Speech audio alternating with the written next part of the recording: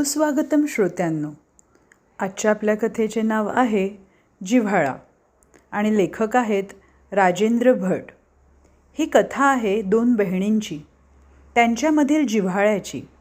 पण याचबरोबर ही कथा एक खूप छान असा धडाही देऊन जाते आपल्याला. आपल्या भावा बहिणींमध्ये जर कुठल्याही कारणाने मनमुटाव आला, मालमत्ता, पैसा अडका याच्या गोष्टींनी जर काहीही भेदभाव आला, तर आपण थोडंफार बोलून एकमेकांना समजून आपला मनमुटाव त्वरित दूर करायला हवा. नाहीतर या गोष्टी अशाच वाढत जातात. असा छानसा संदेश देणारी ही कथा आहे. ऐका तर मग. रात्रीची जेवणं आटपली. मधुरा स्वयंपाकघर आवरत होती. राघवनं मायराचं उद्याचं दप्तर भरून ठेवलं. युनिफॉर्म काढून ठेवला, म्हणजे सकाळी थोडी घाई कमी होते. आता मायराचं आटपून झालं की तो माझं अंथरूण करून देईल. तोपर्यंत बडीशोप चघळत मी गॅलरीमध्ये शतपावली करत होते. इतक्यात राघवचा मोबाईल वाजला.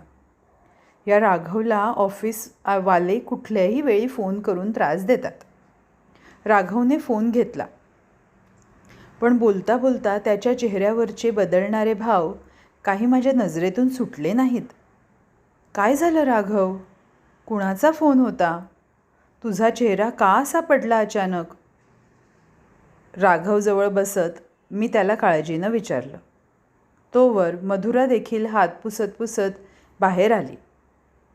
मायरा मात्र भांबावून आमच्याकडे आळीपाळीने बघत होती. थोडं सावरल्यावर राघवने माझा हात घट्ट धरला आणि बोलू लागला. आई, अगं सुमेधचा फोन होता. सुमेधचं नाव ऐकून नकळत माझ्या कपाळावर आठी आली. त्याने कशाला फोन केला? ते पण एवढ्या उशिरा?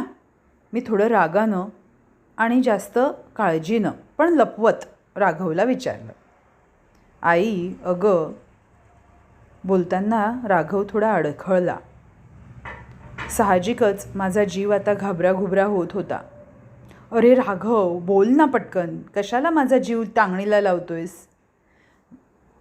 माझा जीव आधीच घाबराघुबरा होत होता.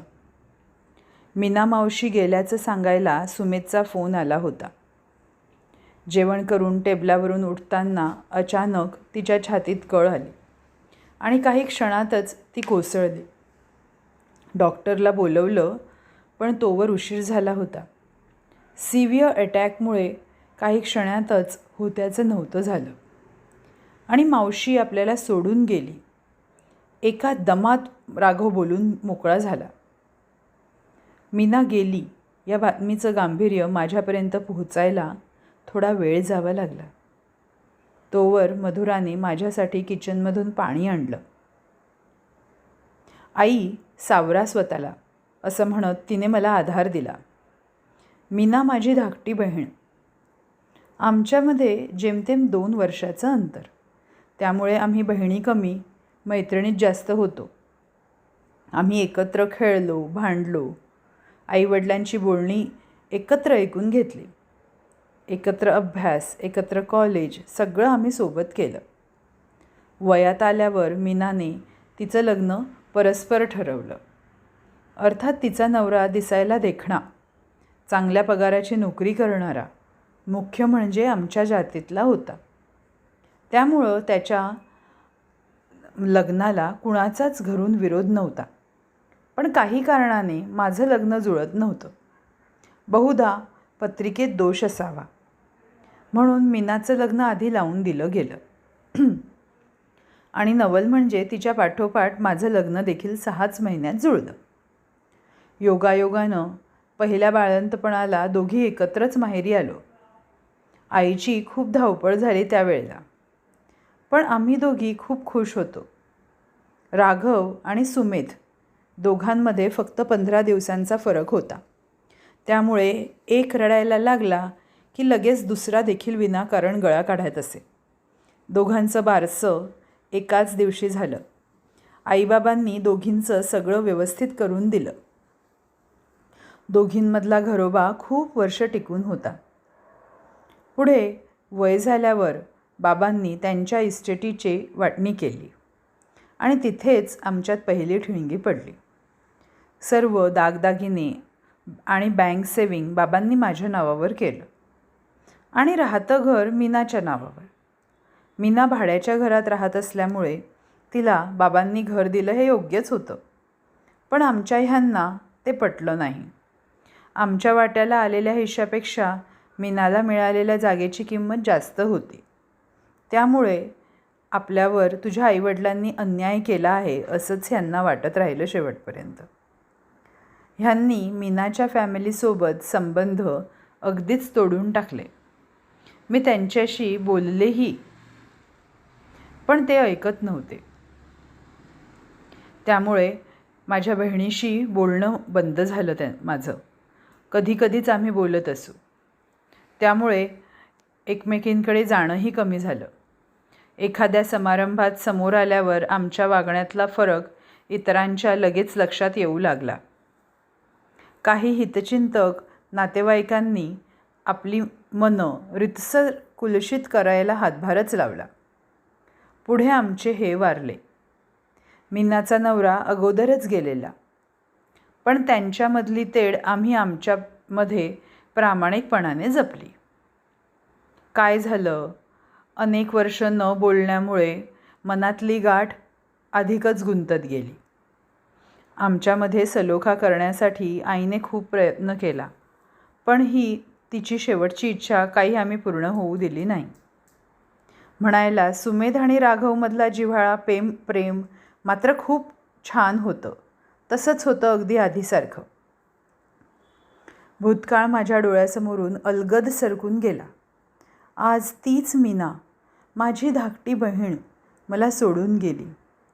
इतकी वर्ष वेगळी राहिल्यामुळे आमच्यामधला स्नेह पूर्णपणे आटला होता असं अजिबात नव्हतं. तो अधिकच वाढला होता. अनेकदा वाटे बोलावं तिच्याशी, भांडावं तिच्याशी आणि सगळं काही सोडवावं, पण काही केल्या ते जमत नव्हतं. त्यामुळे मला वाईट वगैरे वाटण्याचं पहिले तर असं वाटत होतं कारण नाही आहे. पण माणूस गेला की शत्रुत्व संपतं असं म्हणतात. त्यामुळेही असेल कदाचित. पण ह्या क्षणी मला मीनाबद्दल फक्त आणि फक्त प्रेमच वाटत होतं. राघव, चल आपल्याला जायला हवं मीनाकडे. गाडी काढ पटकन. हो चल जाऊया. मधुरा, तू घरीच थांब मायरासोबत. आतापासून मायराला नको तिकडे न्यायला. मी कळवतो, मग या तुम्ही. निघता निघता राघव बायकोला सांगत होता. मला कधी एकदा मीनाला बघते असं झालं होतं. आमच्या दोघींचं घर अर्ध्या तासाच्या अंतरावर. आज तेच अंतर मला खूप वाटत होतं. एकदाचं आम्ही पोचलो मीनाच्या घराजवळ. राघव गाडी पार्क करेपर्यंत थांबायलासुद्धा मला धीर नव्हता. मी पदराआड हुंदका अडकवून झपझप चालत पुढे आले. शेजारी पाजारी जमा झाले असतील असं मला वाटलं होतं, पण इथे तर कुणीच दिसत नव्हतं. सुमेधने अजून कळवलं नाही की काय बिल्डिंगमध्ये? हो, नसेलच बहुधा. कारण शेजारी सावंत काकूंकडे टी व्ही मोठ्या आवाजात ढणाढणत होता. काय बाई ही माणसं, शेजारी मर्तिक झाला आहे आणि दारं उघडी टाकून टी व्ही कसे लावून बसतात. मला खूप राग आला त्या क्षणी. पण आता ती वेळ नव्हती म्हणून, नाहीतर बरोबर ऐकवलं असतं त्या सावतीनीला. पण नवल म्हणजे मीनाचं दार देखील बंद होतं. मीनाने घर बदललं की काय? पण दारावर तर सुमेधच्या नावाची पाटी झळकत होती. जास्त विचार न करता मी बेल वाजवली. दरवाजा पाठीच उभं असल्यासारखं सुमेधने लगेच दार उघडलं. कोण आहे रे सुमा? एवढ्या उशिरा कोण आलंय? आतून मीनाचा आवाज आला आणि ह्या धक्क्यानं मला चक्करच आली. राघवने पाठवून येऊन मला सावरलं. तोवर स्वातीने मला पाणी आणून दिलं. शारदाताई, तू अचानक कशी आलीस? मीनानं मला विचारलं. आता हिला काय सांगू? तू मेलीस म्हणून कळलं असं म्हणून आली? कसं बोलणार मी असं? मी गप्पच राहिले. राघव आणि सुमेध एकमेकांकडे बघत हसत होते गालातल्या गालात. मला असा राग आला ना दोघांचा. अशी जीवघेणी मस्करी करतं का कोणी? राघव, काय हा प्रकार? नकळत माझा आवाज चढला. मावशी, अगं बस तू. आई, तू पण बस मावशीच्या बाजूला. सुमेध बोलू लागला की गेली कित्येक वर्ष तुमच्या दोघींमधला अबोला आहे, भांडण आहे. त्याआधी दोघींना एकमेकींबद्दल किती प्रेम होतं बघितलंय आम्ही. तुमचा जिव्हाळा अनुभवलाय आम्ही. खरं सांगायचं तर तो ओलावा दोघींच्या मनात अजून देखील शिल्लक आहेच, कळतं ते आम्हाला. फक्त एवढी वर्ष प्रामाणिकपणे जपलेला अहंकार तुम्हाला आडवा येतोय. खरं की नाही? गणपतीमध्ये मोदक करताना तुला शारदा मावशी हटकून आठवते. तिच्यासारखे एका साच्यातले मोदक तुला जमतात ना माझ्या बायकोला. उकड काढून द्यावी तर ताईनेच, असं एकदा तरी बोलून दाखवतेच तू. हो ना, घरात कुणाचाही वाढदिवस असेल तर आई बोलतेच. माझी मीना असती तर कौतुकानं तिनं केक बनवून आणला असता. तुम्ही बाहेरून आणलेल्या महागातल्या केकला काही ती चव नाही. राघव देखील सुमेधला साथ देत होता. घरी वांग्याचं भरीत बनवलं की मावशीच्या आठवणीनं आईला पहिल्या घासाला ठसका लागतोच. एकदा राजश्री आत्याने बोलता बोलता चटकन शारदा मावशीबद्दल चुकीचा शब्द उच्चारला तर सासूबाई किती भडकल्या होत्या तिच्यावर. स्वाती पण आता सरसावली. आईबद्दल समजल्यावर लगेच धावत आलीस ना मावशी तू. तुमच्या जुन्या आठवणी, एकत्र घालवलेले चांगले क्षण चटकन डोळ्यासमोर आलेत ना. एकमेकींच्या माघारी हे सगळं तुम्ही उगाळत बसणार, मनात कुढत बसणार. माणूस नसल्यावर त्याच्या आठवणींनी गळे काढणार. त्यापेक्षा आता हातात वेळ आहे. भूतकाळ कुरवाळत राहण्यापेक्षा अजून पुष्कळ आयुष्य पडलं आहे. ते एकत्र आनंदाने घालवूया. हो ना गं मावशी, सुमेध बोलत होता. आणि तसं बघायला गेलं तर तुमच्यामध्ये वितुष्ट आलं ते आजी आजोबांच्या इस्टेटीमुळं. तेव्हाचं जाऊ दे, पण आता मात्र आपण दोन्ही कुटुंबाची सांपत्तिक स्थिती उत्तम आहे. मग तुम्ही ते वाद विसरू नाही का शकणार? मावशी, आम्हाला आपलं एकमेकांकडे पूर्वीसारखं जाणं येणं व्हायला हवं आहे. तुम्हाला देखील तसं मनातून वाटतंच, आम्हाला नक्की माहीत आहे. बोल ना मावशी.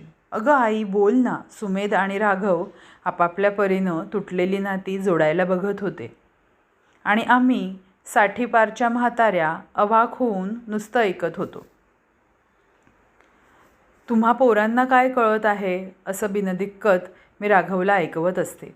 पण आज हीच पोरं किती परिपक्व विचार करत आहेत. मुलं म्हणतात ते बरोबरच आहे. उगाच ताणून धरलं आम्ही. वास्तविक आमच्या दोघींना खरंच काहीही हरकत नव्हती वाटणीबद्दल. पण राघवच्या आणि सुमेधच्या बाबांनी राग धरून ठेवला. मग दोन कुटुंबातलं नातं हळूहळू तुटत गेलं. ह्यांच्या माघारी आम्ही तो वारसा चालू ठेवला. नातं पुन्हा जुळावं म्हणून काहीच प्रयत्न केले नाहीत. आणि आज मीनाबद्दल समजलं आणि सर्वप्रथम चांगल्या गोष्टी आठवल्या. आपल्याबद्दल अजून देखील मीनाला तेवढंच प्रेम वाटतं हे मला आताही जाणवतंय. मुलं म्हणतात ते अगदी खरं आहे.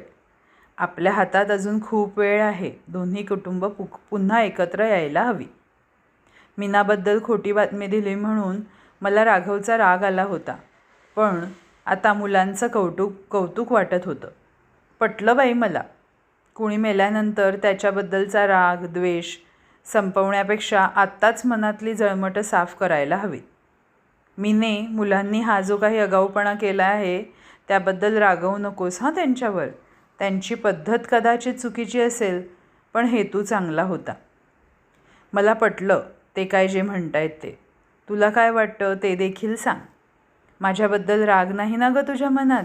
मी मीनाला विचारलं. तुझ्यावरचा राग असा जायचा नाही, मीना फुरगटून म्हणाली. तसं माझ्या काळजात अगदी धस्स झालं. रागवते का माझी लहान बहीण माझ्यावर? तुला चांगलं 15 दिवस इथं राहायला हवं, तरच माझा राग जाईल, मीना हसत हसत बोलली. तुला आता आम्ही जाऊ देणारच नाही मावशी, सुमेध बोलला. राघव, एक काम कर, मधुरानं बॅग भरून ठेवली आहे मावशीची, ती आणून दे लगेच. म्हणजे मधुराला हे सगळं माहीत आहे? मी लटक्या रागानं राघवला विचारलं. हो, आणि मी सुद्धा या प्लॅनमध्ये पार्टनर आहे. आईस्क्रीमचे बाऊल घेऊन स्वाती येत होती आणि बोलत होती. राघव भाऊजी, आईस्क्रीम खा अगोदर, मग घरून बॅग आणून द्या. राघव, तुझ्या बायकोला आणि मुलीला आण एकदा आमच्या घरी, मीना बोलली. आम्ही या शनिवारी येणारच आहोत राहायला, राघव माझी नजर चुकवत बोलला. अच्छा, म्हणजे तुमचं सगळं ठरलं आहे तर, मीना म्हणाली. मी आणि मीना एकमेकींना आईस्क्रीमचा घास पहिला भरवत होतो आणि आवेगानं मिठी मारली.